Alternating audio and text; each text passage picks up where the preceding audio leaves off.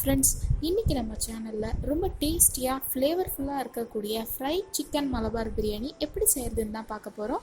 So வாங்க வீடியோக்குள்ளே போகலாம். இப்போ இந்த ரெசிபி செய்கிறதுக்கு நான் 3/4 கிலோ சிக்கன் எடுத்திருக்கேன். அதை வந்து முதல்ல மேரினேட் பண்ணிடலாம். அதுக்கு 2 ஸ்பூன் தயிர், 1 ஸ்பூன் உப்பு, அப்புறம் ஒரு எலுமிச்சம்பழம் ஜூஸு, 1 டீஸ்பூன் மிளகாய்த்தூள், 1/4 டீஸ்பூன் மஞ்சள் தூள், 1 டீஸ்பூன் இஞ்சி பூண்டு பேஸ்ட்டு. இப்போ இது எல்லாத்தையும் நல்லா கிளறி ஒரு அரை மணி நேரம் போல் நல்லா மேரினேட் பண்ணிக்கோங்க. இப்போ பார்த்தீங்கன்னா நம்ம சிக்கனை வந்து ஊற வச்சு 30 நிமிஷம் கிட்ட ஆகியிருக்கு. சிக்கன் வந்து தண்ணி விட்டு தான் இருக்கும். நீங்கள் தண்ணியை பிழிஞ்சிட்டு பொரிச்சு எடுத்துடலாம் இப்போது. ஆனால் அந்த தண்ணியை வேஸ்ட் பண்ண வேணாம், நம்ம பிரியாணி செய்யும்போது அதை யூஸ் பண்ணிக்கலாம். இப்போ ஒரு கடாயில் வந்து எண்ணெய் ஊற்றி இதை காய வச்சு இது போல் ஒவ்வொரு பீஸாக போட்டு ஃப்ரை பண்ணி எடுத்துடலாம்.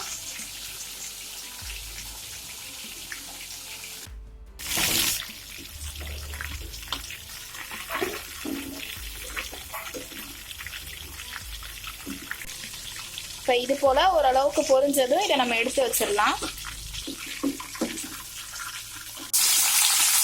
இதே போல் மீதி உள்ள பீஸையும் போட்டு பொரிச்சு எடுத்து வச்சிடலாம். இப்போ பார்த்தீங்கன்னா எல்லா சிக்கனையும் இது போல் ஃப்ரை பண்ணி எடுத்துக்கிட்டோம். இப்போ வந்து அடுப்பில் பாத்திரத்தை வச்சு அது சூடானதும் அதில் 100 கிராம் ஆயில் சேர்த்துக்கோங்க. அது கூடவே 50 கிராம் அளவு நெய் சேர்த்துக்கோங்க. நான் ஆயில் வந்து சிக்கன் ஃப்ரை பண்ணி எடுத்த ஆயிலை எடுத்துக்கிட்டேன். இப்போ எண்ணெய் சூடானதும் அதில் ஒரு 4-5 பட்டை, 4 ஏலக்காய், ஒரு 4 கிராம்பு அதை போட்டு தாளிச்சுக்கலாம்.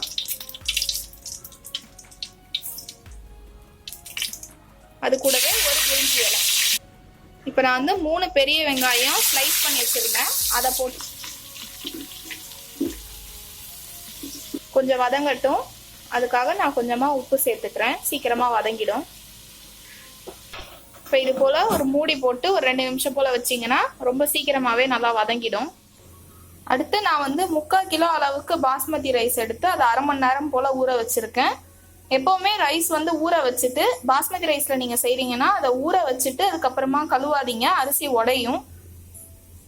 அதனால முன்னாடியே கழுவிட்டு அதுக்கப்புறமா ஊற வைங்க. இப்போ அந்த மசாலா ரெடி பண்ணுறதுக்கு நம்ம வெங்காயம் வந்து வதக்கிறதுக்கு வச்சுருக்கோம். அது வதங்குறதுக்குள்ள நம்ம சாப்பாடு ரெடி பண்ணுறதுக்கு ஒலை வச்சிடலாம். நான் வந்து ஒரு பாத்திரத்தில் 3/4 கிலோ அரிசி வேகிற அளவுக்கு தண்ணி வச்சுருக்கேன். இது வந்து ஒரு கொதி வரட்டும். இப்போ வெங்காயம் வந்து நல்லா வதங்கிருச்சு. இந்த ஸ்டேஜில் நம்ம இஞ்சி பூண்டு பேஸ்ட்டு சேர்த்துருவோம். நான் வந்து 50 கிராம் இஞ்சி, 50 கிராம் பூண்டு இது போட்டு நல்லா வந்து அரைச்சி வச்சுருக்கேன் பேஸ்ட்டாக. அதை வந்து இதில் சேர்த்துக்கிறேன். இப்போ இஞ்சி பூண்டு நல்லா பொரியிற அளவுக்கு வதக்கிடலாம்.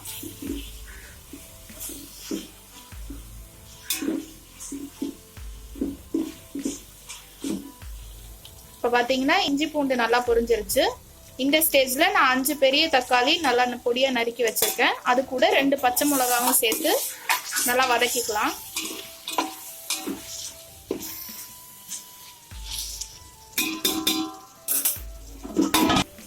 இப்போ இதை ஒரு மூடி போட்டு ஒரு 2 நிமிஷம் போல் வச்சுருந்தோம்னா வதங்கிடும். இப்போ பார்த்தீங்கன்னா தக்காளி நல்லா வதங்கிடுச்சு. இந்த ஸ்டேஜில் ஒரு கைப்பிடி புதினா, ஒரு கைப்பிடி கொத்தமல்லி சேர்த்துருக்கேன். இது கூடவே 100 கிராம் அளவு தயிர் சேர்த்துக்கலாம். அடுத்து ஒரு எலுமிச்சம்பழத்தோட சாறு சேர்த்துக்கிறேன். 1 டீஸ்பூன் மிளகாய், 1/4 டீஸ்பூன் மஞ்சள் தூள், இது கூடவே 1 டீஸ்பூன் உப்பு சேர்த்துக்கோங்க.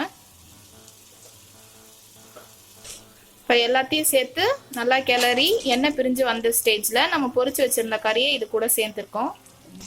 அடுத்து நம்ம சிக்கன் ஊற வைக்கும் போது அதில் தண்ணி விட்டுருந்தது இல்லையா, அதையும் இது கூடவே சேர்த்துடலாம்.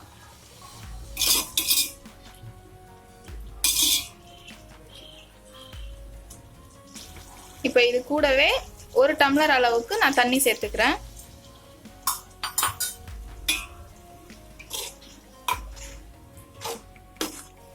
இப்போ அடுத்து நம்ம வந்து அரிசி போடுறதுக்காக உல வச்சிருந்தோம் இல்லையா, அது நல்லா வந்து கொதிச்சிருச்சு. இந்த ஸ்டேஜில் நம்ம அரிசி சேர்த்துருவோம். அடுத்து அந்த அரிசிக்கு தேவையான அளவு உப்பு சேர்த்துக்கலாம். நம்ம ஏற்கனவே சிக்கன்லையும் அந்த மசாலாலையும் உப்பு சேர்த்துருக்கோம். அதனால இப்போ அரிசிக்கு தேவையான அளவு மட்டும் உப்பு சேர்த்தா போதும். இப்போ இது வந்து ஒரு 3/4 பதம் வெந்தா போதும். ஏன்னா இதுக்கப்புறமா நம்ம அரிசியை வந்து தம் போட போகிறோம். அப்போ வந்து கரெக்டாக இருக்கும். இப்போ பார்த்தீங்கன்னா அரிசி வந்து ஒரு 70% போல் வெந்திருக்கு. இந்த ஸ்டேஜில் நம்ம அடுப்புல இருந்து இறக்கிட்டோம். நம்ம ரெடி பண்ணி இப்போ இந்த மசாலாவோட நம்ம 80% வெந்திருக்க அரிசியை வந்து போட்டுடுறோம். இப்போ இதுக்கு மேலே லேசாக வந்து நம்ம கலர் கலந்து வச்சுருக்கோம், அதையும் சேர்த்துக்கலாம். நான் கார்னிஷிங்காக கொத்தமல்லி சேர்த்துருக்கேன்.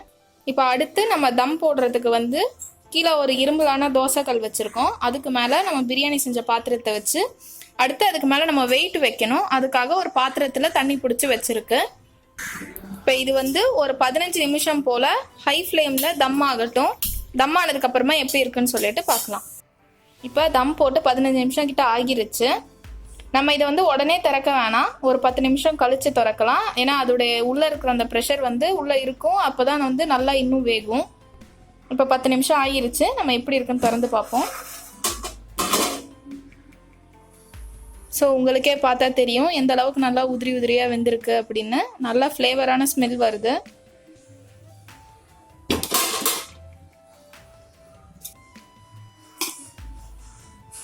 ஸோ கீழே இருந்து மசாலா நல்லா வெந்திருக்கு, தம்மாகி சிக்கனோட நல்லாவே வந்து ஜெல்லாகிருக்கு.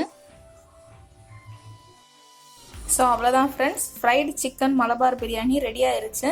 கண்டிப்பாக நீங்களும் இதை உங்கள் வீட்டில் வந்து ட்ரை பண்ணி பாருங்கள். ரொம்ப ஃப்ளேவராக ரொம்ப டேஸ்ட்டாகவே இருக்கும்.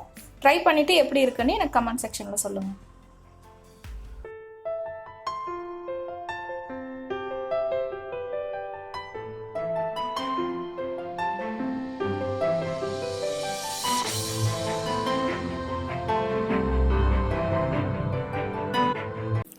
உங்களுக்கு இந்த வீடியோ பிடிச்சிருந்ததுன்னா இந்த சேனலை மறக்காமல் சப்ஸ்கிரைப் பண்ணுங்கள். கூடவே பக்கத்தில் இருக்க பெல் ஐக்கானையும் கிளிக் பண்ணுங்கள். அப்போ தான் என்னோடய அப்கமிங் வீடியோஸ் தவறாமல் உங்களை வந்து சேரும்.